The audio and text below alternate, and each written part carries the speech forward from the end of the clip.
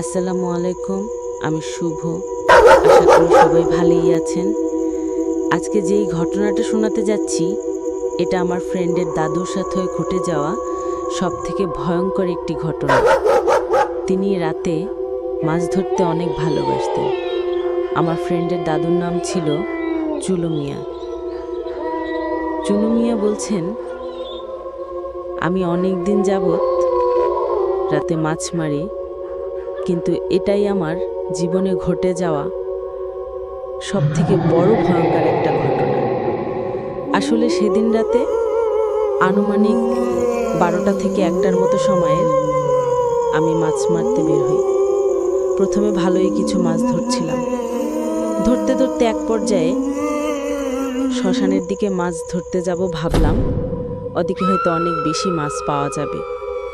যেই বলা সেই কাজ, মাছ মারতে মারতে শ্মশানের দিকে এগুচ্ছি। যেতে যেতে বেশ কিছু বড় বড় মাছ পেয়েছি। এই মতো অবস্থায় আরও কিছু দূর যেতেই হঠাৎ একটা বড় মাছ দেখতে পাই। মাছটা মনে হয় 3 থেকে 5 কেজির মতো ওজন হবে। মাছটা আমার সামনে এক জায়গায় স্থিরভাবে ধান গাছের নাড়ার সঙ্গে মাথাটা গুজে আছে। আমি মাছটাকে দেখতেই তাড়াহুড়া করে আমার পলাই দিয়ে ছাপ দিলাম।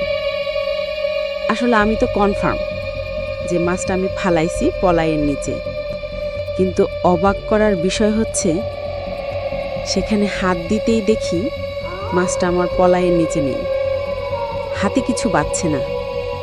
আমি তো অবাক হলাম। লাইট দিয়ে এদিক ওদিক দেখতে থাকলাম, মাছটা যাবে কোথায়। 2-3 হাত দূরে আবারও দেখি মাছটা আস্তে আস্তে সামনের দিকে এগোচ্ছে। তো আমি এভাবেই বিষয়টা নর্মাল ভেবে আবার পলাইটা উঠালাম। উঠিয়ে মাছটার পিছু পিছু যেতে যেতে প্রায় শ্মশানের কাছেই এসেছি। মাছটা স্থিরভাবে এক জায়গায় আবারও বসেছে। আবারও পলাই দিয়ে ছাপ মারলাম, কিন্তু অবাক করা বিষয় এটাই যে আবারও মাছটা আমার পলাইয়ের নিচে থেকে উধাও। এবার বিষয়টা কেমন জানি একটু খটকা লাগছে। আমি তো এবার পুরোভাবেই মাছটা ফালাইলাম, কোথায় গেল।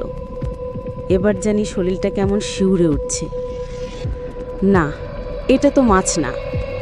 আমি উপরে তাকিয়ে দেখি প্রায় শ্মশানের যেইখানটায় হিন্দু ধর্মাবলম্বীদের পোড়ানো হয় ঠিক সেইখানটায় আমি। অথচ মাছের দিকে দেখতে দেখতে আমার খেয়ালই নেই।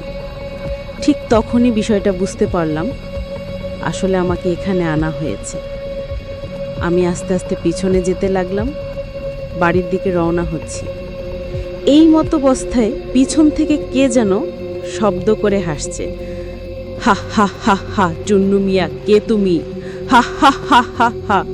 আমি বলছি, কে তুমি, হা হা হা হা। ভয়ানক কণ্ঠে বলল, তুই এখান থেকে যেতে পারবে না। তোকে কি যাবার জন্য এনেছি? আজকে তোর জীবনের শেষ রাত। চুন্নু মিয়া বলতে লাগলো, কে কে ওখানে, কে তুমি, আর আমি তোমার কি ক্ষতি করেছি? আবারও ভয়ানক কণ্ঠে, তুই আমার কোনো ক্ষতি করিসনি, কিন্তু আমি তোর ক্ষতি করতে চাই। এভাবেই চুন্নু মিয়া পায় 5 থেকে 7 মিনিট তার সাথে এভাবে ওভাবে কথা বলে। চুন্নু মিয়া ভাবছে পানি প্রায় হাঁটুর নিচে, দৌড়ালেও দৌড়ানো যাবে না বেশি দূর। হঠাৎ তার মাথায় বুদ্ধি এলো, একটু দৌড়ে গিয়ে একটা বিড়ি জ্বালাবে। নিচে পানি, দৌড়াতে লাগলাম যত শরীরের শক্তি আছে। দৌড়াতে দৌড়াতে শুনতে পাচ্ছি পিছন থেকে বারবার ভয়ঙ্কর কণ্ঠে আমাকে ডাকছে, এই শোন, দৌড়াস না, দৌড়ালে তোর ক্ষতি হবে। চুন্নু মিয়া, আমি স্থিরভাবে দাঁড়ালাম। দাঁড়িয়ে আমার কোমরে লাইটার এবং মুকুল বিড়ি ছিল, একটা বিড়ি জ্বালালাম। জ্বালিয়ে বলতেছে, আয়, আমার কাছে আসবি না, আয়, বিড়ি খাবি, তোকে মুকুল বিড়ি খাওয়াবো।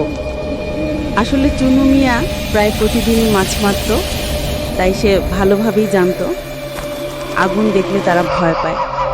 তাই সে সবসময় লাইটার এবং বিড়ি নিয়ে মাছ মারতে আসতো।